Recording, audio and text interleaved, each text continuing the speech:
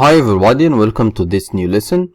In this lesson we will get to know about the famous tool called Postman, which helps actually you to develop API calls. It's used by developers to develop integrations with applications. So it's very useful to have the Postman tool in order to make your integrations in a smooth way. We discussed in the previous lesson the integration between the QRadar and the FortiGate in order to initiate response to block an IP on the FortiGate. So we defined an action. If you watched the previous lesson, I encourage you to do so if you didn't.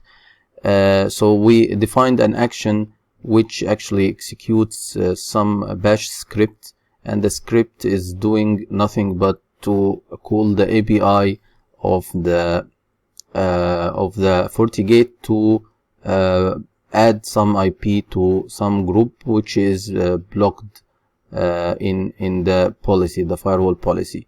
So actually the way to construct the API call is sometimes a bit tricky, and the Postman tool will help you to actually create or to format your API call in a correct way. So here is the website for the Postman, www.postman.com/downloads. You have the app version. This app is good. You can download and work locally, or use the Postman on the web. Okay, so this one I'm using here in this lesson. Okay, and this one will require you to install an agent in case you are testing on some local address. Like my case here, I will be testing through the FortiGate virtual appliance that I have installed locally on my laptop. So in that case you need to have some Postman agent. So this is the agent I have here. So actually when you try to test for the first time using some local IP, it will tell you that you need to install the agent. So in that case you will just install. So here is our FortiGate, and the whole idea is that we need to add some IP into this block IP group, because actually this block IP group is used here in some firewall policy. It's actually the source IP. It is the source group for this rule. So whoever being added to this group will be denied internet access. So the basic idea is to add the IP to this block group. So to do so, we will first need to initiate or create some collection in the Postman. So here in my workspace I can actually create some collection. Okay, this is a collection. I just named it FortiGate. You can name it whatever you want. Okay, so from here you can change. So let's add new collection actually. Postman lesson. Okay, and here you can add a request, and your request can be using any of these methods. So basically our method will be post, and here we put the URL of the FortiGate. Okay, so how to get the URL? First you need to manually simulate the addition. So open the group and try to add any object. So for example we add this object. Okay, and before you close or save the configuration, you will just inspect or call the developer tools inside your browser itself and select the network option. Okay, so pressing OK will initiate a call to the FortiGate through the browser to actually add this. So we need to capture this call. So as soon as you press OK, we can see the call. So if you go up here, or actually if you go, if you go up or down, we are looking actually for the name block IP group. So if you scroll down or go up, you should see it somewhere. Yes, I saw it now. It's here. So this is the call boot for the block IP group. So boot and post are very similar. We just need this one. We'll take all of this, okay, and we put it here, the Postman, and this is actually for a specific member. So we have to find this member. So it will be here in the request. If you go here, this is the JSON format. So you can see here it's mentioned like this, name equal or name colon this value. So we have multiple ways to define the parameters. You can choose parameters and put here similar to this name and the value, but actually doing this will make the request come in the URL itself. It will be visible, so it's not 100% secure like making the parameter passing in the body. So I will show you this. So if we put this here, name, you will see it will come in the URL itself. It's okay, but it's not so secure to put the value in the URL. So the best option is actually to come in the body itself and select form data and put here the value and the name. So it's not coming in the URL, it's in the body of the request itself. So now to complete the URL request, we need to make it exactly like what we see here in the FortiGate developer tools. Here we can see that this actually name comes under this attribute called member. So it's part of the request. So actually you need to put slash and member. So here you put slash member. So now the request is complete, that you put up to this like attribute, and then you define the values inside here the body. Okay, now you need to make or to define the authorization. This is the like the authentication for the FortiGate, otherwise you will not be granted the access to do this change. So we previously generated no need for this now. We previously generated in the previous lesson, guys, we generated some admin REST API, okay, so to allow us to actually access the FortiGate, and this was using an admin profile called the QRadar profile that's able to do all of these operations on the FortiGate. Okay, so I will just using the API key. Actually, if you forget the API key, you can regenerate it. So no worries. Take this as copy, and then go here and select from here the bearer token. Okay, where you can provide only the API key. So now the request is ready. No parameters defined in the query string. You have the authorization. You have the body defined. Okay. So and the URL. So let's test now. Before that, let's make sure that we don't have anything in the group. So if you check here, the group is empty. Okay, no, the group still has a value. So let's remove this value. Yes, because we added when we were inspecting the URL, so we don't need it now. Actually, if you try to add the same object which is already exists, it will throw an error for you. So I will show you this. Let's first add it, okay, and then we will see when we try to add it again. Okay, so if we send the request now, you can see here the pretty view of this request, like HTTP method post, and the key is this IP, and the status successful 200, the HTTP status 200, which means that the operation is done successfully. If we come here and refresh the page, you should be able to see now the object inside the group. Okay, if we try to add this again or to send this again, it will give you an error. See here, an error, because actually the object is already there.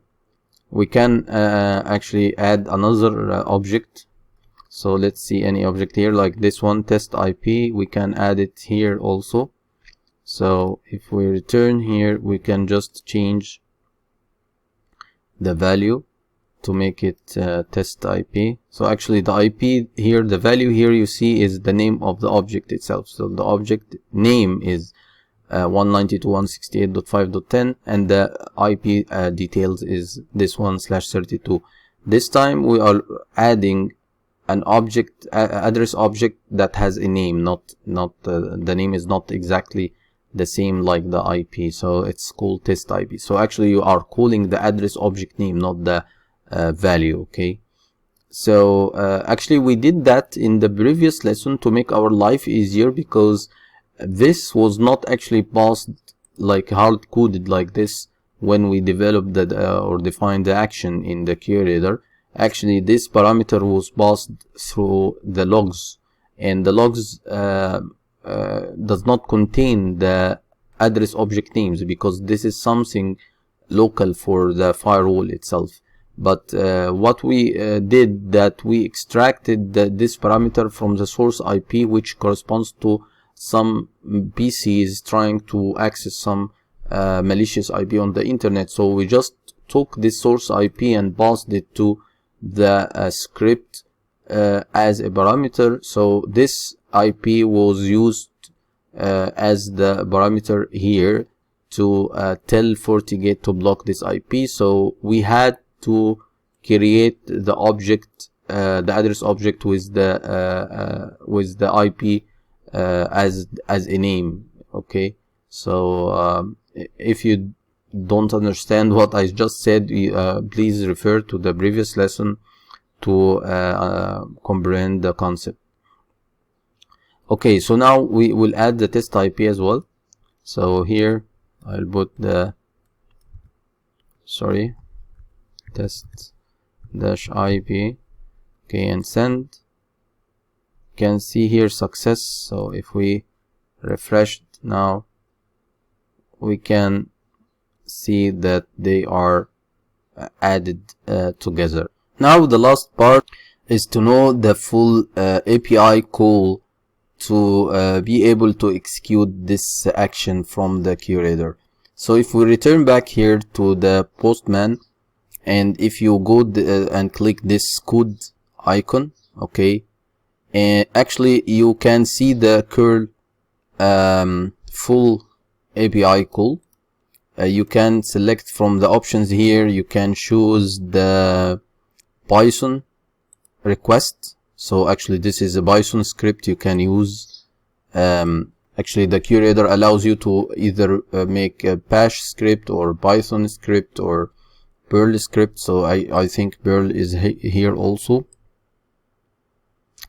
So if you have PowerShell, you have Python, you have JavaScript, yeah, a lot of ways. So for our case, Python is okay, and curl is okay. So if we, for example, take the curl, the way that we used in the previous lesson, so you can open any Linux command shell to just test, or the QRadar itself. You can open it, it's already running Red Hat, and just make any script file like block ib.shell, okay, and just paste the command here to test. Okay, and then save the file.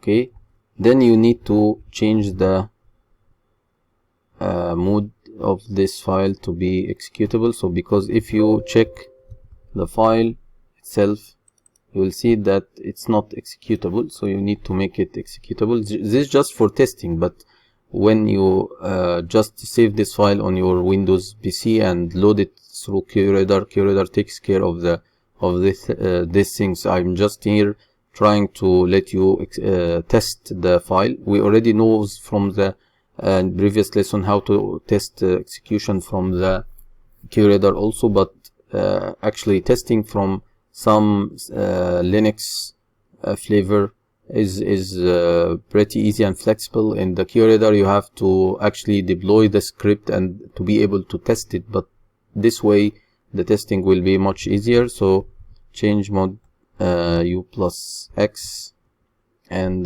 block ib.shell. So if you check now, it's turning to this green color, meaning that it's executable file. Okay, and now we can try to execute it, this script, and see. Okay, so this is a common thing in the FortiGate. FortiGate is a firewall, a security device. So actually when it detects some characters in the request, it classify it as an cross-site scripting vulnerability. So actually if we check here the file,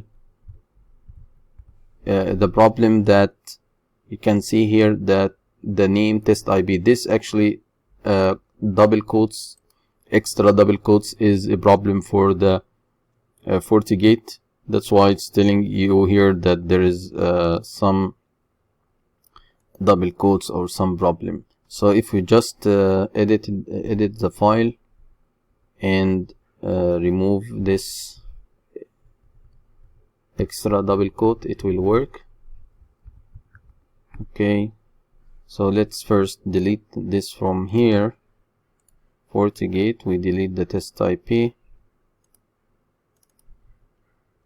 So let's delete it. Okay, let's now execute the file again. Now it's success. So the test IP is added. We should refresh. So you can see it's added. Okay guys, so this is how to test. Okay, now we need to convert this actually to a parameter. Okay, because we will not hard code the object, the address object in the code. So we need actually to modify the script to instead of putting the value like test IP, we need to put some argument. So to do that, just delete the value, the fixed value, and put the $1. So $1 is nothing. Okay, I have problem. Okay, let me close this. To close without saving, you make a colon Q and the exclamation mark. This is for the VI editor. I like to use this editor. So actually to delete, I press X.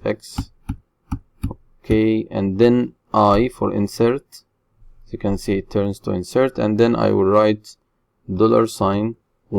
So $1 means that the first argument passed to this script, just add it or use it. Okay, and then escape for returning to the view mode, and then colon WQ for writing. So now let's double check it there. Yes.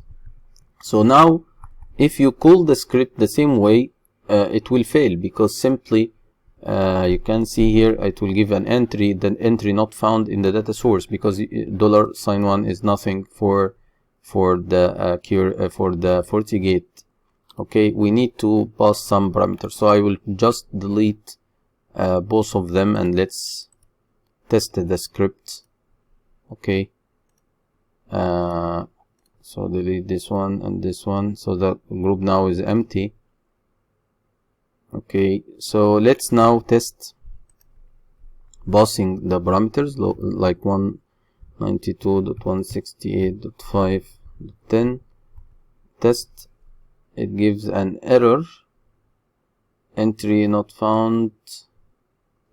Okay, still we have a problem maybe with the script. Let's test name. Oh, okay, sorry guys, so you cannot put this single quote. We need to remove this as well.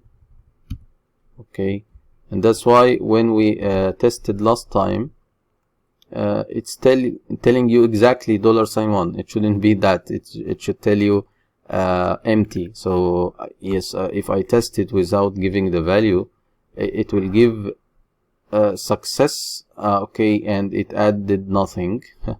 Okay, so yes, so the $1 resolves to nothing because I didn't pass anything. Okay, and actually the operation was successful because there's no harm to add or to tell the FortiGate just add nothing to the group. So now we need to test it with the IP. It's successful now. If we refresh, it's now added. We can repeat the same thing, but this time with the object name test IP. Again, it's success, as you can see. So as you can see guys, it's pretty easy to develop your own script to make an API call to the FortiGate or whatever technology. We actually learned together a methodology on how to develop your API calls, thanks to Postman, which actually put an abstract layer for us, like whoever has no expertise in programming or such development. You just need to get the values of the API call, and the Postman will help you to craft the script for it. So, and the full API call actually. So like utilizing something like the developer tools in any browser, and actually just simulate the operation of the addition, deletion, whatever, while the inspect developer tools are there on the network part. When you press the OK, just you will get the operation or the URL for the like exactly what we did here, where we were able to spot the boot request of the addition. So this one, yeah, this one. So we were able to spot the URL for the addition, and from the request we get to know the member and so on, and just put things here. The Postman has multiple tabs like the authentication, where we put the API key and so on, and send, and you from here you just get the Python or the script that can help you actually to trigger things automatically from QRadar. So thanks to Postman, thanks to you guys watching this lesson. I found it useful to dedicate a lesson for this, following the previous lesson where we did the integration, just to share with you a general methodology that you can actually use with whatever technology, not just FortiGate. You can use it with different technologies and test their API calls, because each and every technology has its own API documentation. For sure, you may need to look into the API documentation of these technologies beside Postman, beside the actual interface, because not all the times you will have access to the interface. However, having access to the interface of the technology you want to integrate with is very useful. Beside Postman, you will end up with the script that you need actually to utilize on your QRadar or whatever your application that you are trying to integrate with your third-party security devices. Okay guys, thanks for watching, and hope you find this lesson beneficial. Thank you.